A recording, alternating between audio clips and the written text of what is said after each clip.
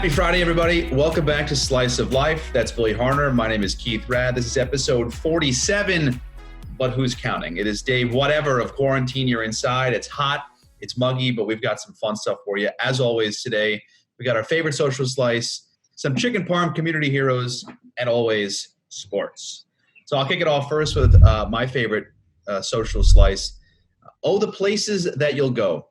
Bill, one of the reasons why we work in sports and one of the benefits of it is to see some of the people that you watched on TV as a kid, you meet them in person. One of them, Marlon Anderson, who yesterday was celebrated on Mets Twitter, I guess you will, not officially, but Mets Twitter for his inside the park home run to tie the game against the Cardinals in 2005. I was a kid right in this time period. I grew up watching Marlon Anderson, so I knew who he was going into his year 2 years ago as the hitting coach for the Brooklyn Cyclones. And I always tend to gravitate towards the hitting coaches, as I've mentioned before on this show. But before I roll this clip of Marlon Anderson, I got a chance to talk to him one day after a game at Tri-City. We were hanging out at the hotel, and he brought up this game-tying home run. And he said two things. He said, watch me round second base. I'm blowing a bubble. I think Marlon was kind of tooting his own horn there a little bit, and why not? And then at the end of the play, when he collides into the catcher Benji Molina, he's kind of doubled over. And as he's showing me the video on his phone, he goes, look how hurt I was. I wasn't hurt. I was exhausted from rounding the bases. So take a look at these two things that you might not have noticed from watching it the first time. Fastball driven in the air toward right center field. Chasing back is Finley on the track. Reaches out, can't get it. Kicks it away. It's rolling toward the corner. Anderson around second on his way to third. Finley tracks it down. Anderson is being waved around. He's coming to the plate. The relay throw, he slides. Safe! It's an inside the park home run, and it ties the game. Marlon Anderson with an inside the park home run. He is shaken up. Jose Molina arguing the call, Mike Scioscia out as well, but Marlon Anderson has tied the game at 2-2 with an inside-the-park home run. Finley tried to field it on the warning track, kicked it toward the corner, and Anderson came all the way around ahead of the relay throw by Adam Kennedy.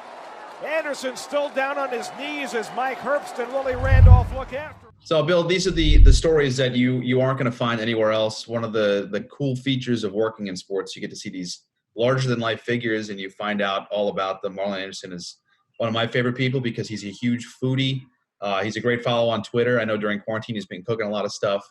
And a big fan of not only L&B's Pomoni Gardens, but Titono's Pizza when he was in Coney Island. So, Marlon, we miss you. And that was a good memory last night of seeing him round the bases, blowing a bubble. Yeah, I have a very clear recollection of that play. So it was it's very cool when it comes back into my my existence, I guess, when you see it on Twitter. And I just graduated from college, and I was home and working for the Cyclones. And I remember watching it in my living room with my dad. It was definitely a fun memory for sure. And like you said, Marlon was great when he was with us, and we had the privilege of working with Fonzie for the last few years and some other big league guys over my time. So it's cool when you get to see these guys on TV, and then eventually you get to see them in person and work with them on a day-to-day basis. So it's been very cool to have guys like Marlon around for sure. For my social slice, over the last 3 months, we've all been stuck in our houses, and it has led to a lot of spring cleaning for people. Going through the basement, going through the garage, or in some cases, maybe even your attic. That was the case in New Jersey when the family of James McKeone, who passed away in March at the age of 97, his family was sorting through his stuff that he left in his Boonton, New Jersey home, and they discovered a gold mine. Not literally, but almost literally, I guess. He had a collection of more than 1,000 vintage baseball cards and collectibles that is expected to fetch several $1 million at auction. The most desirable item in the bunch was a Babe Ruth card from 1933. Oh, and it was signed by the great Bambino himself. Oh, and he had 6 of them. So each one of those cards is valued at an estimated $100,000. They also discovered signed cards from Lou Gehrig and Jimmy Fox, among others. Experts are calling this discovery one of the most amazing finds in the history of baseball cards.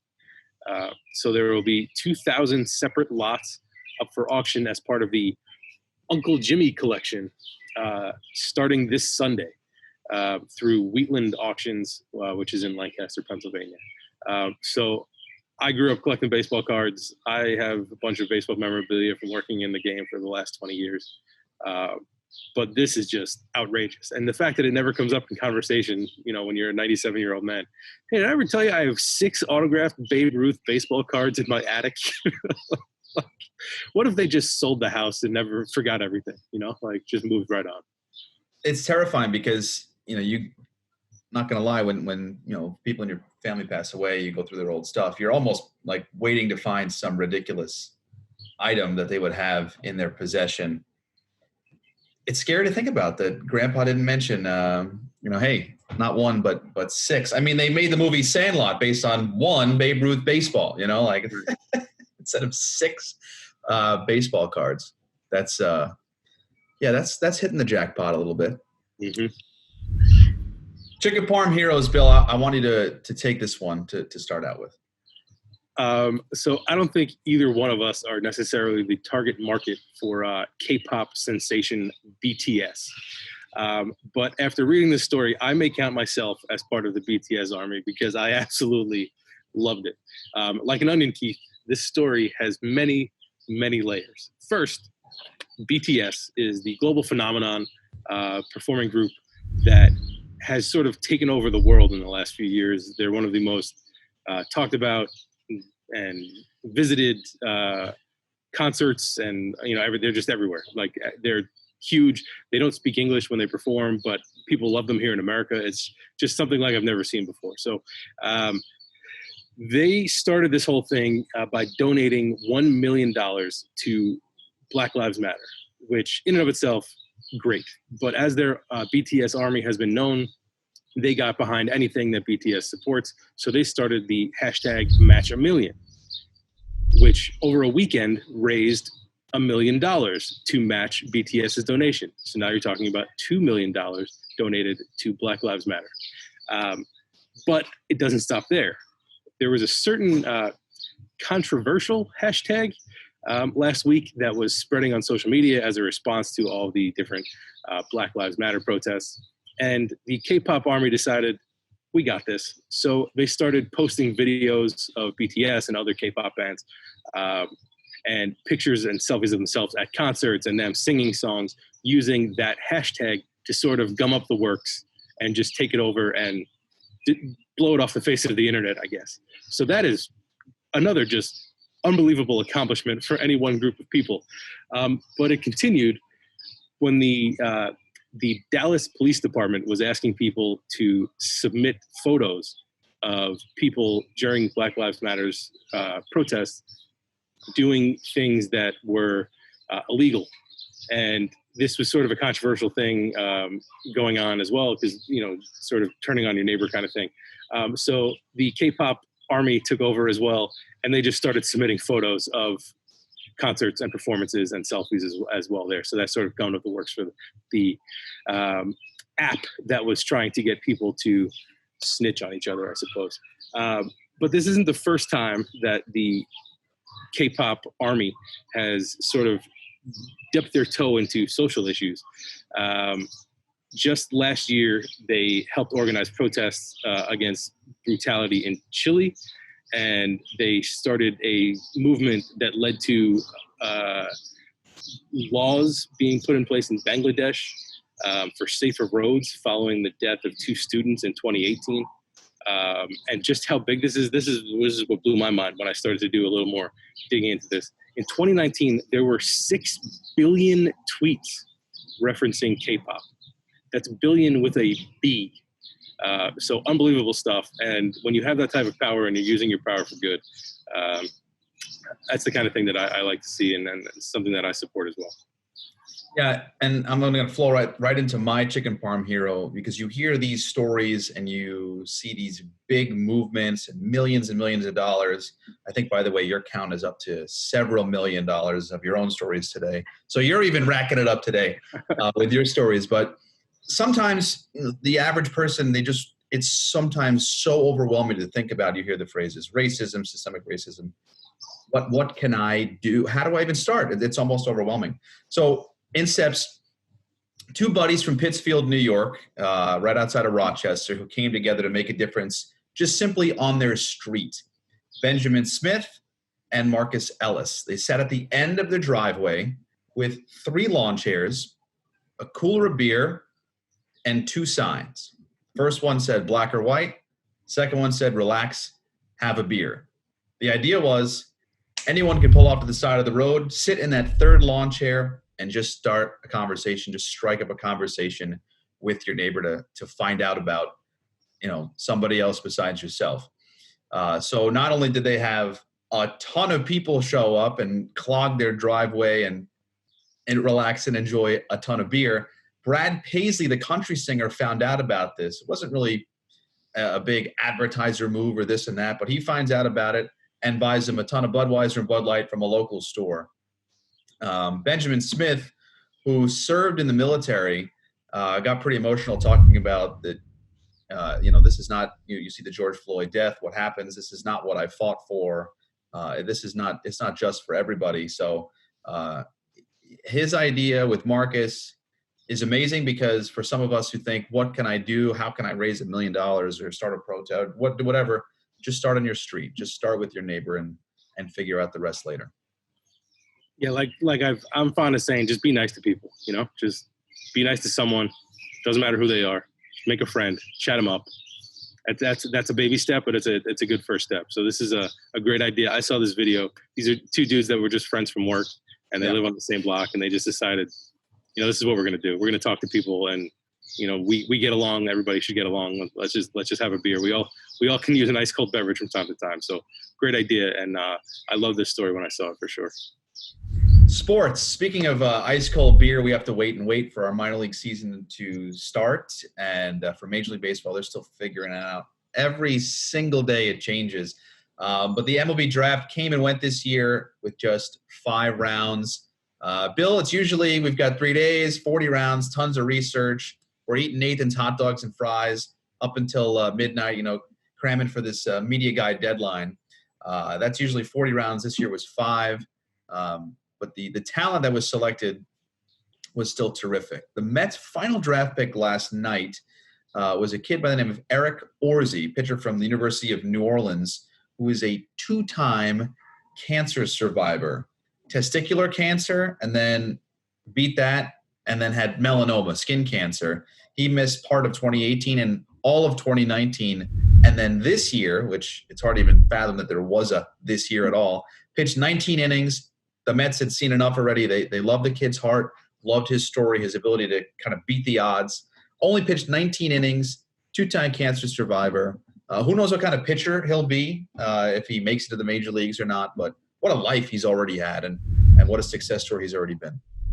Yeah, when I saw he got selected last night, it was cancer has obviously a soft spot in my heart with the fact that my father passed away from it. So it's something that I'm always looking for positive news to come from. So I saw this story and I loved it. And then I was watching the conference that the Mets front office had talking about the guys that they selected, and they just highlighted, you're going to pick a kid like this, and part of the reason you're doing it is because of the talent, but the other part is just because of his drive and his will and his work ethic. And that you're getting someone when he's overcome something like cancer twice, that you have a person that is going to put all of their efforts into accomplishing their goals. So a great story, and I'm certainly going to root for him to sort of skyrocket through the system. And he'll be probably one of my favorite players if he ever makes it to the Cyclones at any point during his career.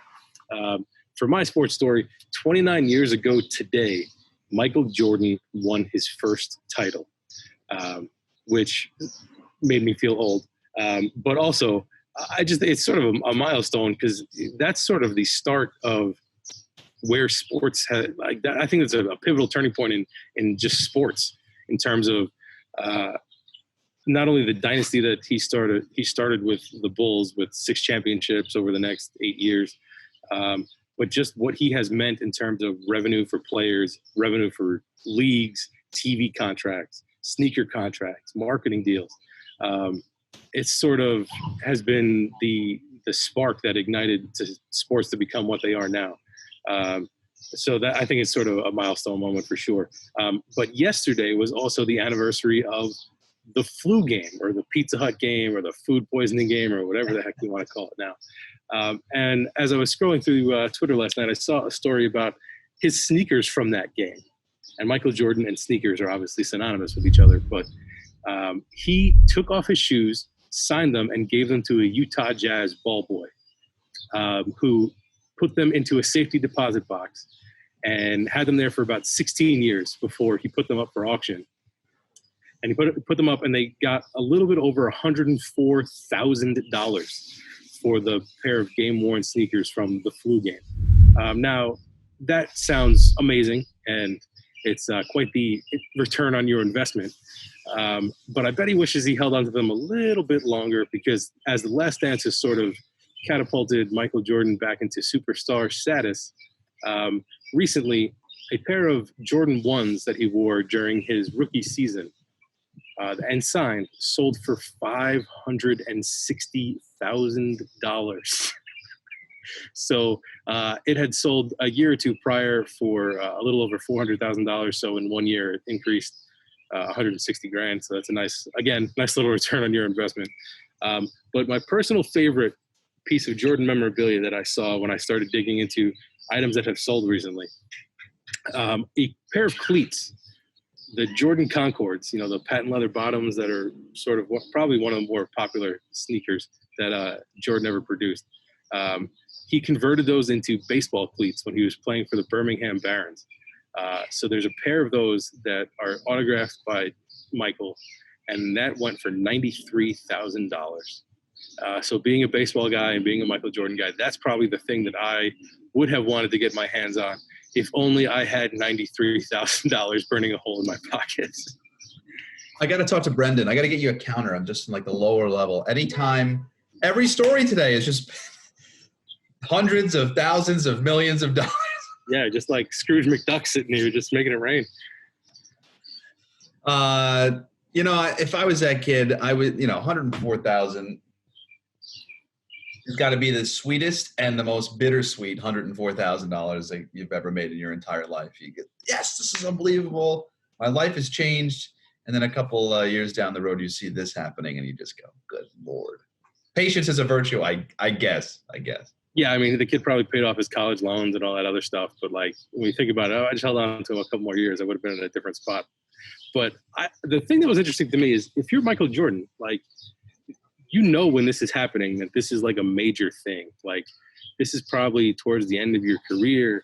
There's the flu game, and you and Scottie Pippen hugging when he's carrying you off the court. Like, you don't think like, oh, maybe I should hold on to these, or maybe like, I can put them in, my man cave, or give them to the Bulls and they have a museum someplace, or send them to Springfield and put them in the Hall of Fame. He just decided, no, I'm going to give it to this ball boy in Utah. Like, just crazy. Like, I think about this stuff. Like, I don't know, maybe just because I like these things and I like to collect and whatever, but you see things that people just give away without thinking. Like, yesterday we talked about Carlton Fisk's home run ball. Like, why should Keith Olbermann have that instead of the Red Sox or Cooperstown? Like, it's crazy. Yeah, you watch The Last Dance, you see MJ in his house. I guess that's where they did a lot of the filming. And it seems pretty minimalist, clean, empty a little bit. He's got more money than God, so to speak, but maybe he's just not into things. But I think he knows everything the light touches is your kingdom, Michael. Like, anything you wore at all, ever. It's hard to fathom those things, but I like to see what Michael Jordan holds as like a prized possession in his house. Right. He has to have a room that's just like, this is my Michael Jordan, I'm going to flex on you room. Like, what's in there? I mean, he's probably got his gold medals from the Dream Team, which that's probably pretty cool. And, his MVPs and all of his rings and whatever. But, like, I mean, did he hold on to his jersey from the Olympics in '84? Like, what does he have that is like, this is my prized possession? When you're a guy like that, what is your holy grail that you hold? I think I figured it out. I'm going to go out on a limb and start the conspiracy theory that MJ has a room in his house that is basically shelving, and it says Isaiah Thomas's gold medal, and whomever he beats is NBA Finals. So there's literally nothing in the room because Michael took that away from everybody else. Just empty jars that say Charles Barkley's soul or something like that, where he just took everything from everybody. Yes. That's why everything was going around on the internet and said, MJ found out that COVID said it'll beat us down, and then MJ took care of the rest. That's what we need. All right, man. Have a good weekend. We'll see you on Monday, and people should comment. We need to get this kid in the pool. We need to get this guy in the pool at some point, but maybe next week. All right, stay cool over there, Keith.